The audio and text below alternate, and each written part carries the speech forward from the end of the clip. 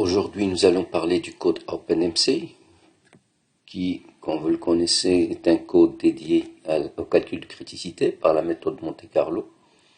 Donc, c'est un code Monte-Carlo de simulation du transport des neutrons, focalisé sur les calculs de criticité.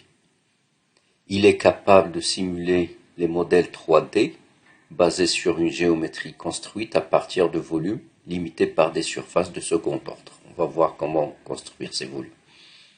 Les données d'interaction des neutrons sont basées sur les sections efficaces en format ACE, qui sont généralement utilisées par les codes de calcul MCNP et Serpent. Mais ces formats ACE sont convertis en format HDF5 pour être lus par le code OpenMC.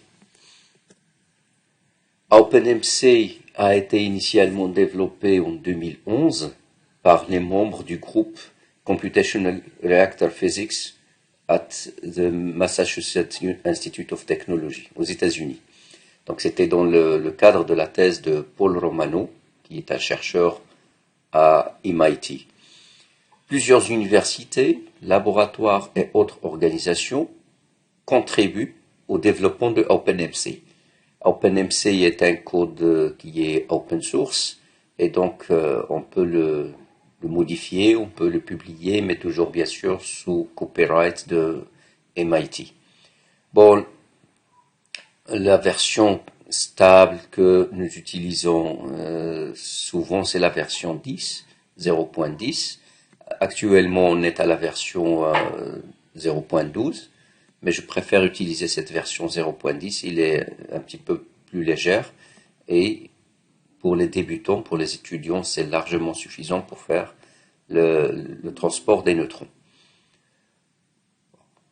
Vous avez donc cette version stable, son lien direct est donné ici par cette adresse.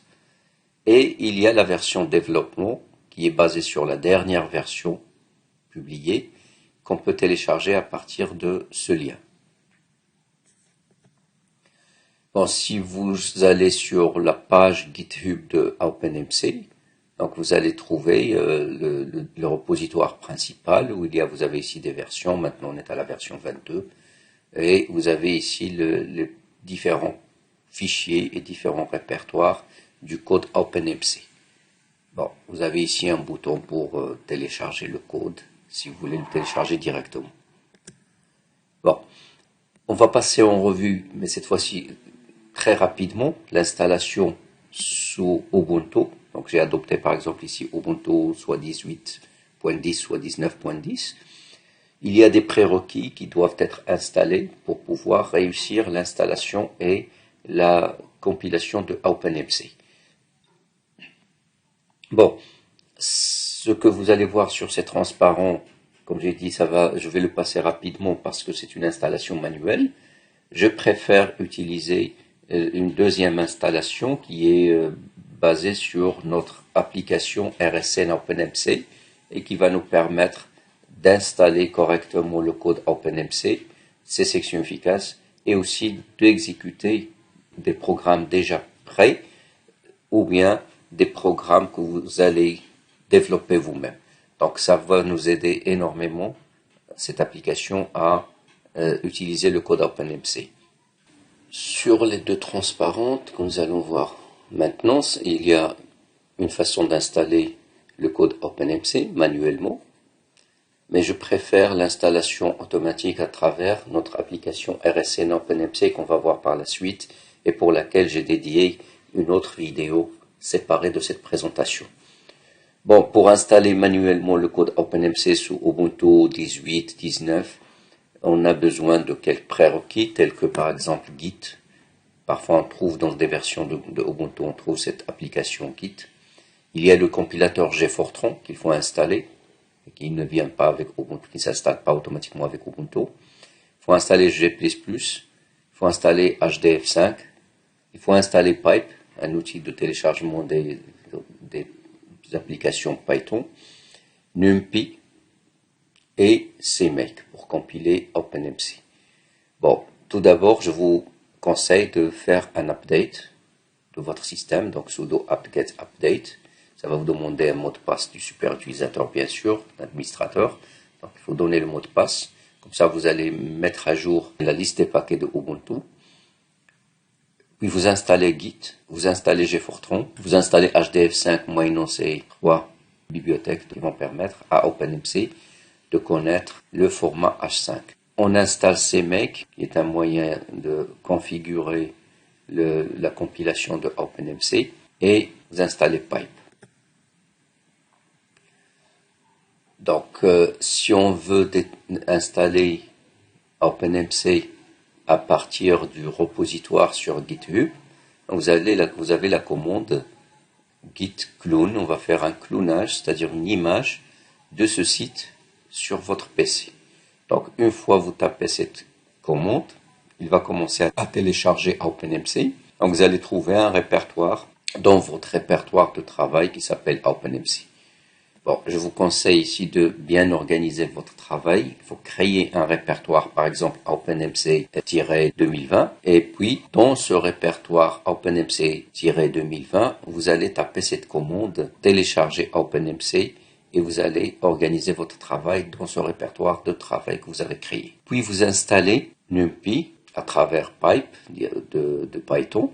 Donc, vous installez NumPy et dans les anciennes versions, on trouvait Python-NumPy. Maintenant, on travaille avec NumPy directement, mais avec la commande pipe pour pointer vers le repositoire de Python. Puis, vous avez à installer tous les prérequis de OpenMC par cette commande. Attention, ici, il y a un point.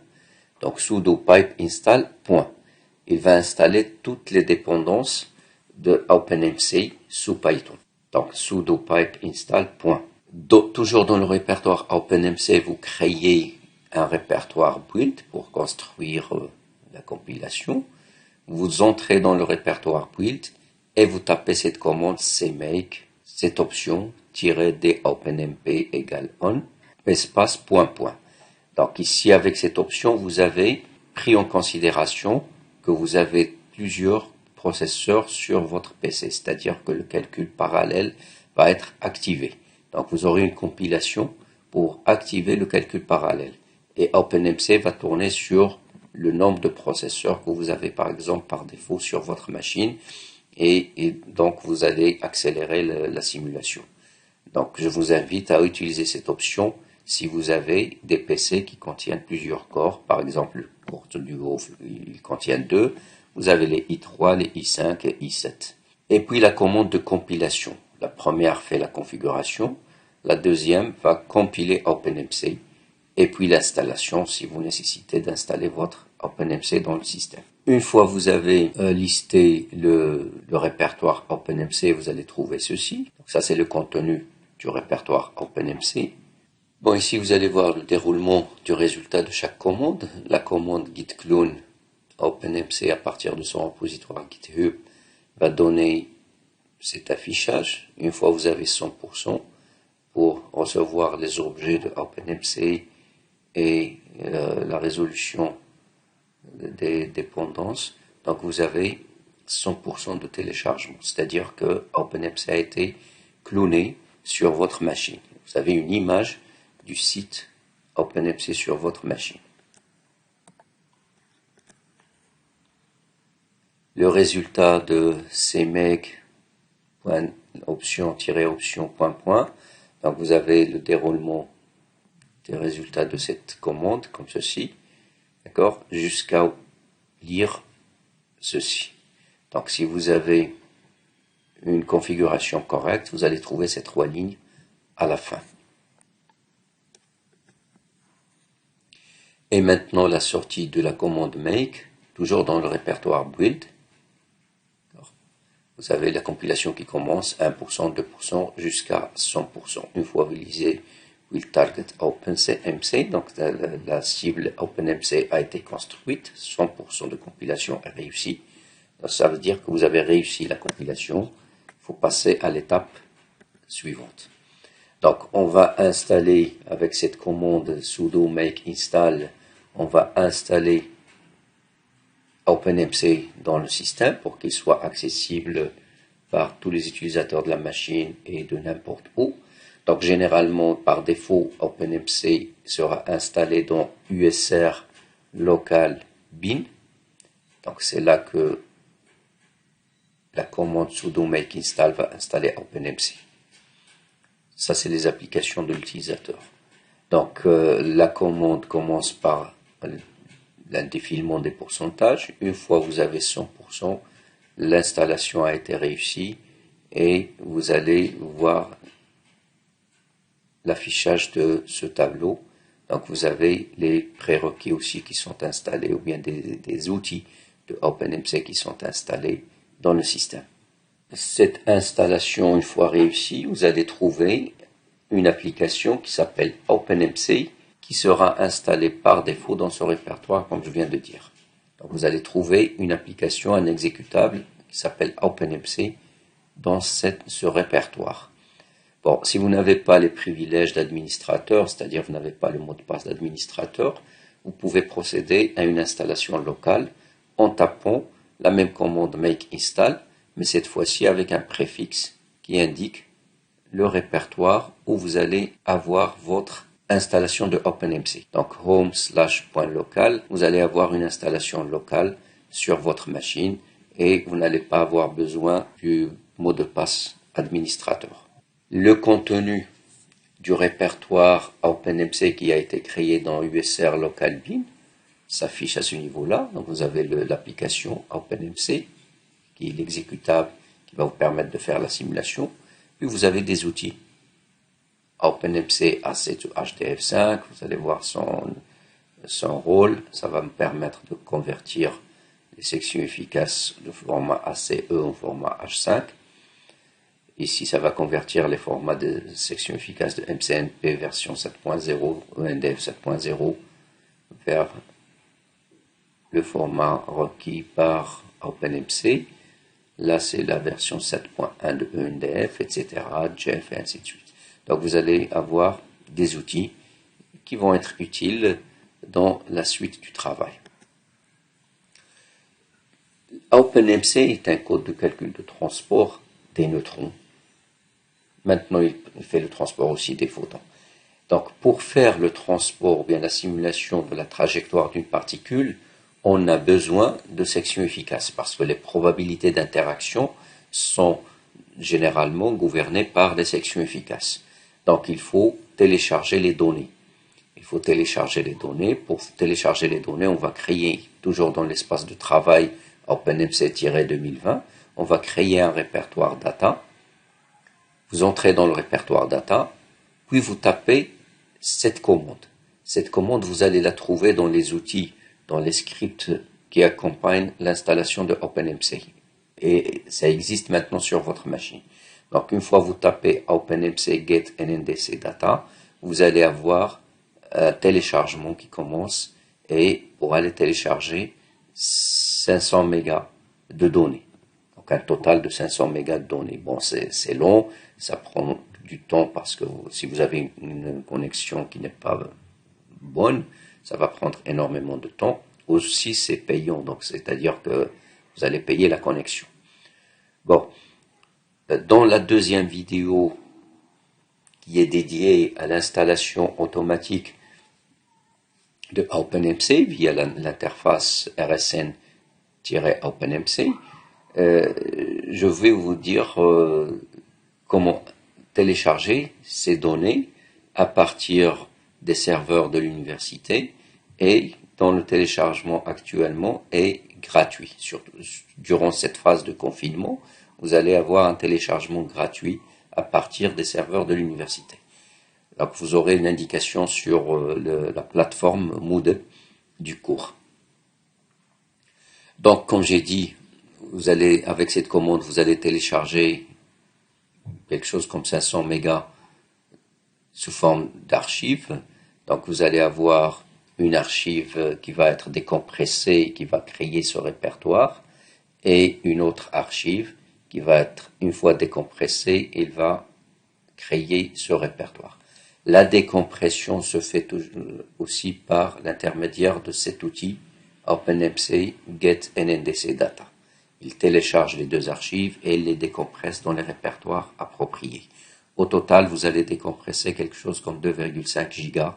Donc, il faut prévoir cet espace sur votre ordinateur.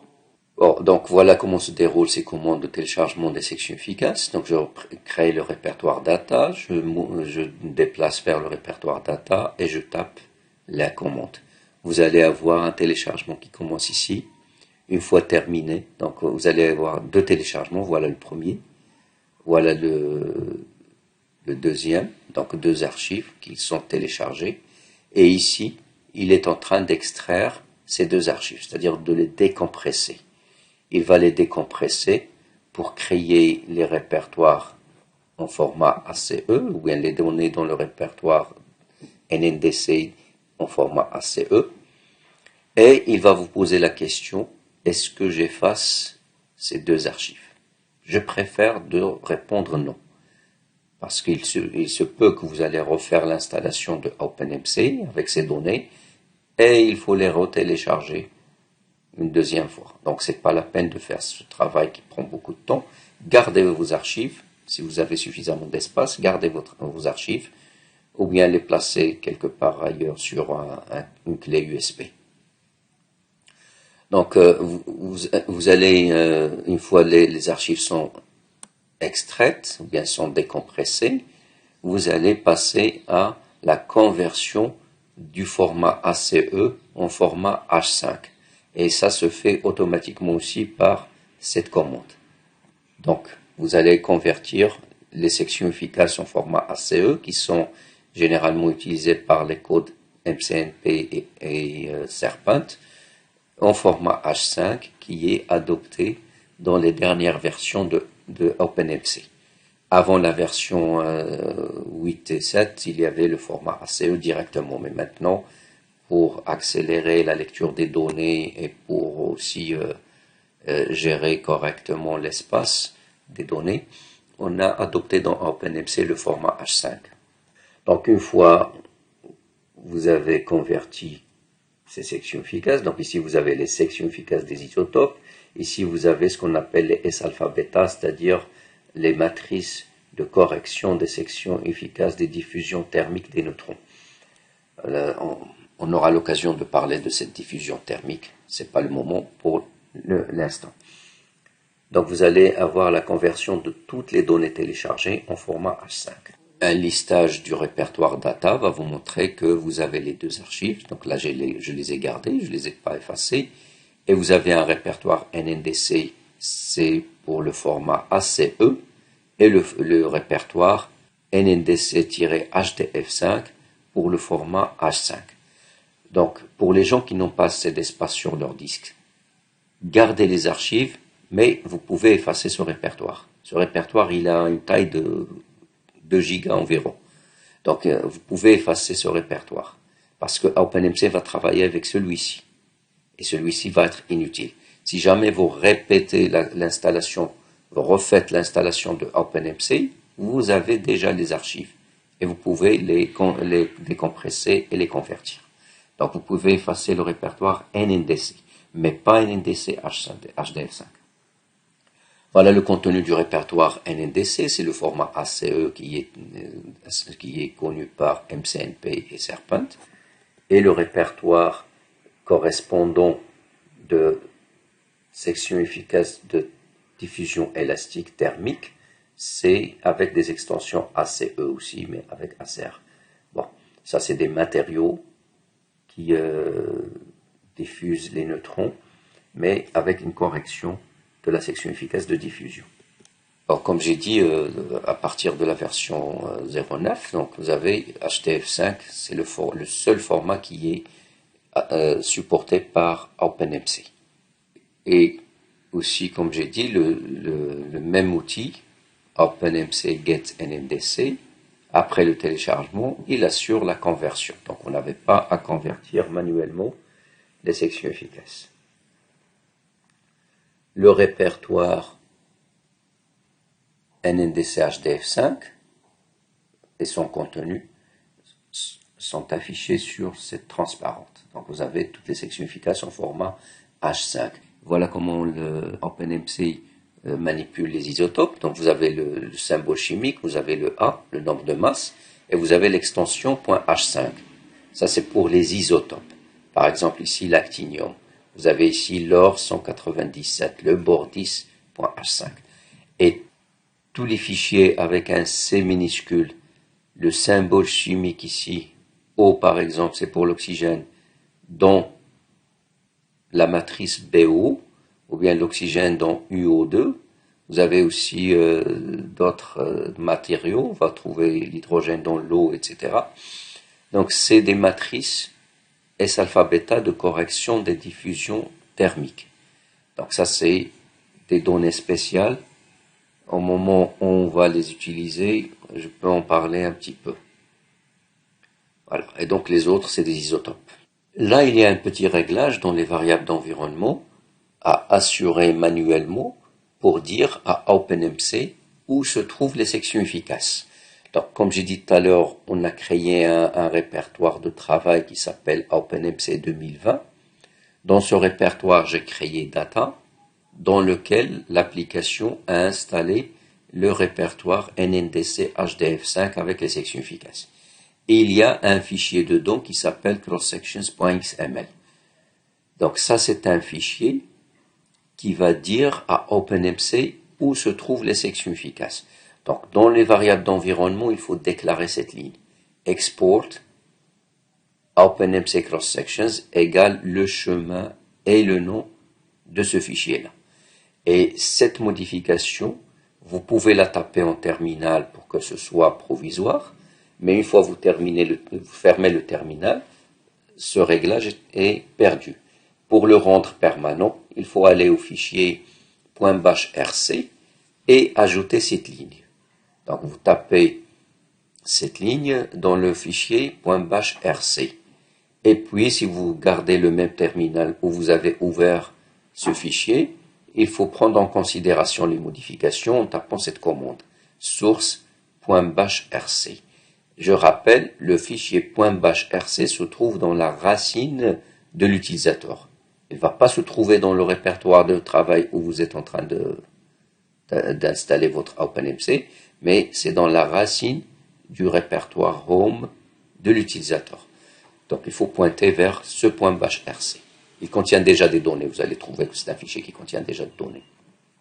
Bon, je donne ici quelques détails parce que vous êtes débutant dans le Linux, et donc il faut préciser quelque chose ou bien prévoir quelques problèmes que vous allez rencontrer dans le futur. Donc une fois vous avez ajouté cette ligne et vous avez sourcé, vous avez donc pris en considération les modifications en tapant cette commande, ou bien vous fermez le terminal et vous ouvrez un nouveau terminal, vous avez cette variable d'environnement qui est connue par le système Linux. Et donc OpenMC va savoir où se trouvent les sections efficaces. Avec OpenMC, il y a des exemples, donc on va voir comment exécuter un exemple, on va voir aussi comment créer des exemples. Je suppose maintenant que l'installation est réussie, l'installation manuelle est réussie, donc il faut tourner OpenMC. Pour tourner OpenMC, 3 fichiers en format XML sont nécessaires. Ils doivent exister dans un même répertoire.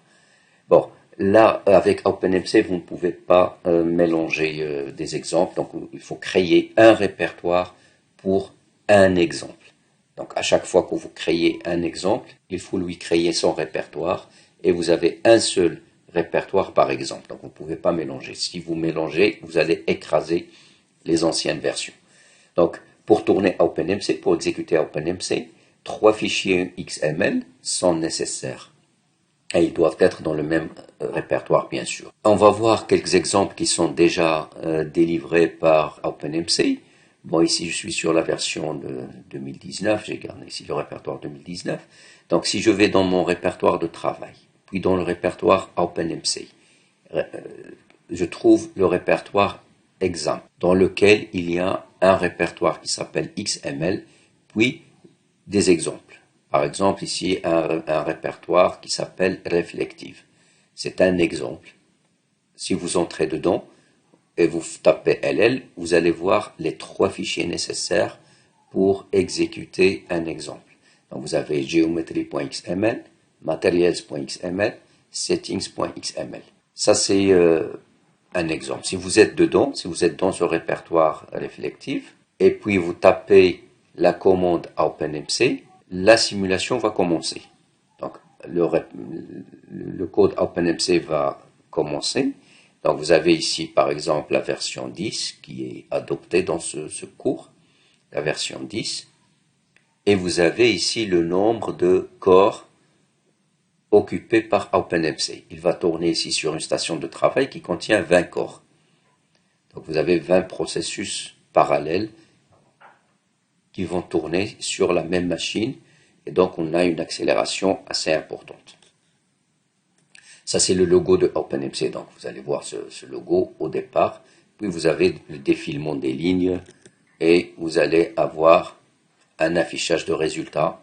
Ici, on travaille en mode Eigenvalue Simulation, c'est-à-dire le calcul de criticité. On va calculer le cas effectif. On va calculer le coefficient de multiplication du réacteur. Donc, vous avez des générations. Je vais indiquer où se trouve ce nombre de générations. Vous allez avoir l'affichage de cas effectifs pour chaque génération. Donc, la génération 1 qui va contenir un certain nombre de neutrons, et il a donné le cas effectif égal à 0,13. La génération 2, 0,12,6, 0,12,9, etc. Et à partir d'un certain nombre, par exemple ici à partir de 11, on va commencer à faire une moyenne. Donc, une moyenne de cas effectifs de la génération actuelle avec le cas effectif de la génération précédente. Donc, on est ici sur la génération 12. Il va prendre le cas effectif de la génération 11 avec le cas effectif de la génération actuelle qui est 12 et il va faire la moyenne. Donc, il va pouvoir faire la moyenne et bien sûr pouvoir faire le calcul de l'erreur statistique. Donc, ici, il va donner la valeur moyenne average cas effectif. La valeur moyenne de cas effectif dans cette génération est de 0,129 avec une erreur statistique de 0,0278. C'est une valeur d'erreur statistique, c'est-à-dire liée à la simulation, à la taille de l'échantillon, qui va bien sûr diminuer au fur et à mesure que le nombre de générations augmente, c'est-à-dire que le nombre d'histoires simulées augmente. Donc ici, c'est une erreur assez élevée, 278 ppm, donc il faut aller plus loin pour diminuer cette erreur. Voilà, donc une fois la simulation est terminée, par exemple, vous avez ici 500 générations qui ont été demandées et bien sûr, chaque génération va contenir un certain nombre d'histoires. On va voir comment fixer ceci. Vous avez le cas effectif moyen. Le dernier cas effectif moyen, c'est 0,13 avec une erreur statistique de 9 ppm. Là, on a diminué l'erreur statistique énormément. Et puis, vous avez un fichier qui est créé et qui s'appelle statepoint.500h5. Ça, c'est un fichier qui peut être énorme. Et donc, de temps en temps, il faut les effacer, il ne faut pas les garder, à moins si vous allez les utiliser pour un processing, c'est-à-dire pour un traitement des résultats. Mais je vous conseille de les effacer tant que vous êtes débutant pour ne pas encombrer votre disque dur. Sinon, vous allez avoir des fichiers énormes dans le disque et l'espace disque sera insuffisant. Bon, vous avez un résumé ici du timing, les statistiques du timing, les temps qui ont découlé dans la simulation, et puis vous avez un tableau final qui résume les résultats. Donc vous avez 3 valeurs de cas effectifs, vous avez une valeur de cas effectif entre parenthèses collision, une valeur entre parenthèses track length et une valeur entre parenthèses absorption. Bon, ça c'est ce qu'on appelle des estimateurs. OpenMC, comme le code MCNP, les meilleurs codes font ceci en 3, ils estiment le cas effectif avec 3 estimateurs différents pour faire une moyenne à la fin. Ça, c'est la valeur combinée qu'on adopte comme résultat final.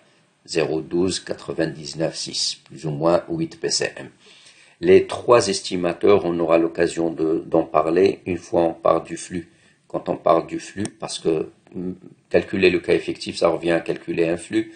Et donc, en parlant du flux, on va voir comment le code OpenMC estime cette grandeur qu'on appelle le flux. Bon, c'est des estimateurs qui permettent de calculer le flux et par conséquent, on peut en tirer le cas effectif. Et vous avez une donnée supplémentaire qui est ici à la dernière ligne qui s'appelle leakage fraction. Ça, c'est le pourcentage de fuite. Ça, c'est un petit réacteur avec des fuites et donc vous avez 94% de fuite avec cet exemple. Une fois vous avez terminé le calcul, si vous tapez LL dans le répertoire que vous avez exécuté, vous allez avoir les fichiers de données avec lesquels on est parti, plus le fichier StatePoint, c'est l'état de la simulation. Il rassemble toutes les données, toutes les histoires avec toutes leurs données dans ce fichier-là. Donc ça risque d'être énorme si vous avez un grand échantillon. Et vous avez aussi un fichier qui s'appelle summary.h5. Ça, c'est le résultat de ce petit exemple.